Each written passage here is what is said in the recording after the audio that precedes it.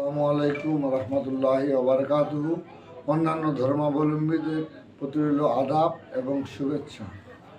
আসন্ন স্থানীয় সরকার নির্বাচনে ৫ নং বিরল ইউনিয়ন পরিষদের আমি মোহাম্মদ আতিকুর রহমান একজন নির্বাচনী প্রতিদ্বন্দ্বী। আমার ইচ্ছা এই ইউনিয়নটিকে একটি স্মার্ট এবং আধুনিক ইউনিয়নে রূপান্তরিত করা,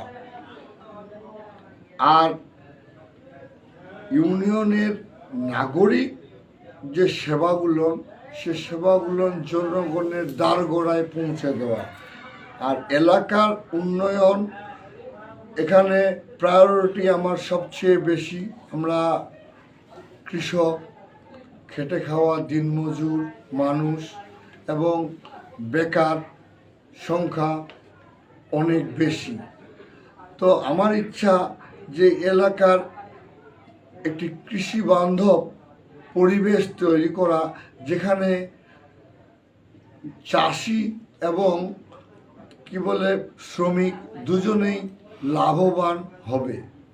এই চাষ ব্যবস্থাকে সহজীকরণ করার জন্য এবং খুব কৃষকেরা যেন তার ন্যায্য মূল্য পায় সে নির্ধারণের জন্য আমার একটি ভূমিকা আমি রাখতে চাই। আর বেকার ছেলে মেয়েদের কর্মসংস্থানের জন্য ফ্রিল্যান্সিং যে ব্যবস্থা, এটা আমার ইচ্ছা। তাদের ইউনিয়ন পরিষদের মাধ্যমে ফ্রিল্যান্সার কিভাবে তৈরি করা যায়, তারা আত্মকর্মশীল কিভাবে হয়, সেটাকেই জাগ্রত করার আমার ইচ্ছা আছে। এবং ড্রেনেজ, কালভার্ট ইউনিয়ন পরিষদের জন্য যে সীমাবদ্ধতার মধ্য থেকে যেগুলো আছে, এবং ছোট ছোট রাস্তাঘাটগুলোর হেডিং বম বা অন্য কোনো উন্নয়ন যেগুলো বলতে বোঝায়, সেগুলোর কাজ যেন খুব সহজে দ্রুততার সাথে সরকারের সমন্বয়ে, সরকারের সহযোগিতায় যেন করতে পারি, সে ব্যবস্থা জনগণকে নিয়ে সুনিশ্চিত করা আমার ইচ্ছা। মানুষের ভোগান্তি লাঘবের জন্য কয়েকটি পয়েন্টে আমার সরকারের সহায়তায় ব্রিজ এবং কালভার্ট নির্মাণ করা।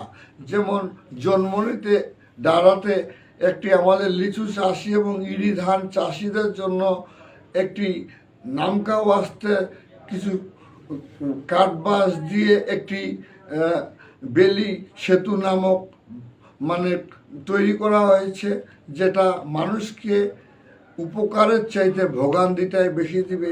সেখানে বরেন্দ্র বহুমুখী প্রজেক্টের সঙ্গে কথা বলে আমার অনেক পরিচিত বন্ধু বান্ধবও আছে।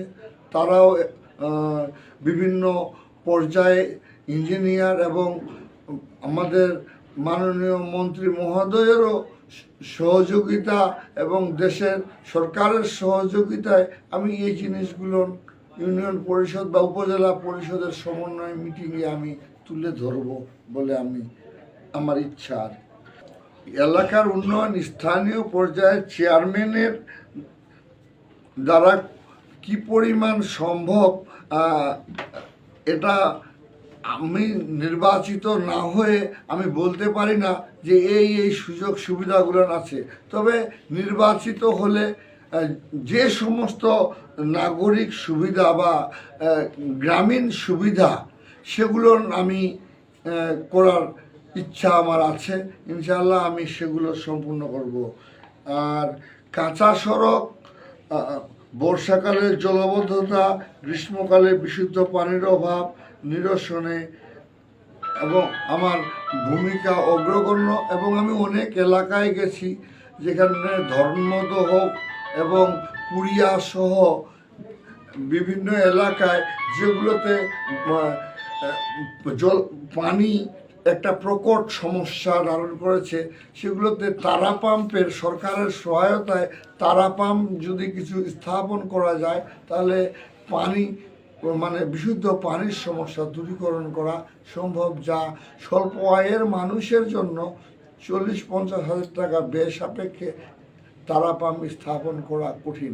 ওই পাড়ার মধ্যে একটি তারা পাম্প হলে তারা অনেক উপকৃত হবে এই খরা মৌসুমে। মাদক, সন্ত্রাস, চাঁদাবাজি,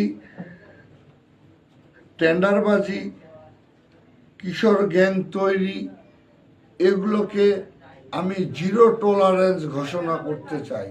কারণ নিজেও মাদক সেবন করি না, আমার পরিবারের কেউ এই সমস্ত কাজের সঙ্গে জড়িতও নই, কোনো চাঁদাবাজির সঙ্গে জড়িত নই। আপনারা জানেন আমি একজন পেশায় শিক্ষক এবং আমার ইচ্ছা ইউনিয়নটি হবে একটি শিক্ষা বান্ধব ইউনিয়ন এবং প্রত্যেকটি, যদিও ক্ষমতায়ন কি আছে আমি জানি না, যেহেতু শিক্ষক আমি, আমার বিভিন্ন প্রতিষ্ঠানগুলোতে প্রাইমারি স্কুল, কলেজ, এই প্রতিষ্ঠান যেগুলো আছে 5 নম্বরের মধ্যে, আমার ইচ্ছা আছে মাঝে মধ্যে সেগুলোতে গিয়ে একটা দুটা করে মাঝে মধ্যে কোনো এক সপ্তাহে কোনো এক প্রতিষ্ঠানে গেলাম, কোনো মাসে কোনো এক প্রতিষ্ঠানে গেলাম, গিয়ে আমি একটি করে ক্লাস যেন নিতে পারি। আমি আর কি এটা আমার খুব ইচ্ছা, যাতে উদ্বুদ্ধ হবে যে চেয়ারম্যান শুধু শাসক হয়ে বা হয়ে আসেনি, তিনি যে সেবার মান এবং মানুষ হিসাবে তিনি কেমন, ছাত্রছাত্রীরা তখন বুঝতে পারবে। এটাই আমার আর কি।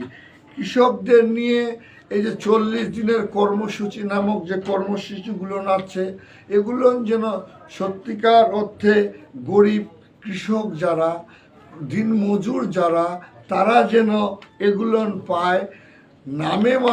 নামে সর্বস্ব দিয়ে কোনোভাবেই যেন 40 দিনের এই কর্মসূচি অন্য প্রকটস্থ না হয় এবং আমার নিজের ইচ্ছা যে এগুলো যেন সঠিক লোকেরাই পায়। আর পরিশেষে আবারও বলি, সরকারের সহায়তায় এবং প্রিন্ট মিডিয়া, ইলেকট্রনিক মিডিয়া সহ সকল মিডিয়ার সহযোগিতায় আমি নির্বাচনের প্রথম থেকে এখন পর্যন্ত অনেক সহযোগিতা পেয়েছি, সাহস পেয়েছি, তারা দিয়ে গেছেন। শেষ পর্যন্ত হয়তো ইনশাআল্লাহ আমি তাদের কাছ থেকে পাবো। আর জনগণ যেভাবে গ্রহণ করেছেন আর সরকার যে ব্যবস্থাপনা করেছেন একটি ফ্রি ফেয়ার নির্বাচনের জন্য, সরকারকে এজন্য আমি সাধুবাদ জানাই।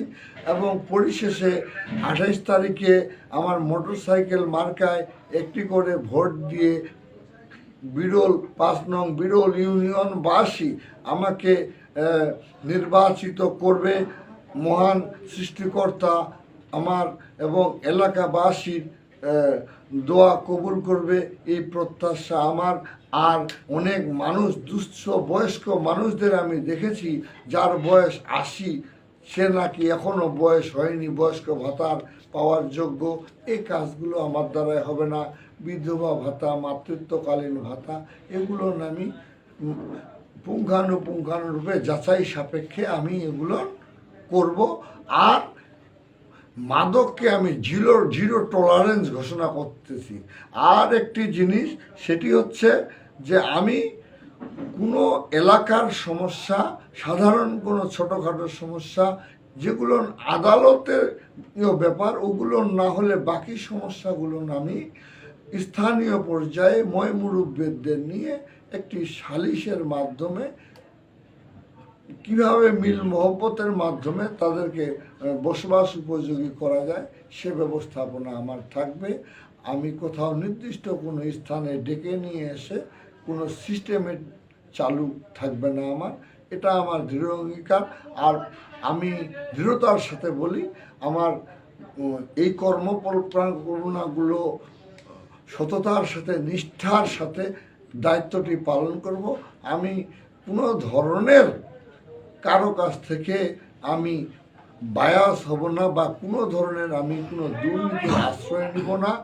এ ব্যাপারে আমি দৃঢ়তার সাথে জানাতে চাই, আমি সরকারের উন্নয়ন কল্পে আমার দ্বারা যেন সরকারের মান সম্মান কোনো অবস্থাতেই ক্ষুণ্ণ না হয় এবং উত্তরোত্তর ইউনিয়নের উন্নয়নমূলক কাজের জন্য সরকার প্রাউড ফিল করে এবং ইউনিয়ন পরিষদটি একটি মডেল ইউনিয়ন পরিষদ হিসেবে গড়ে উঠবে আগামী 5 বছরে এই প্রত্যাশা।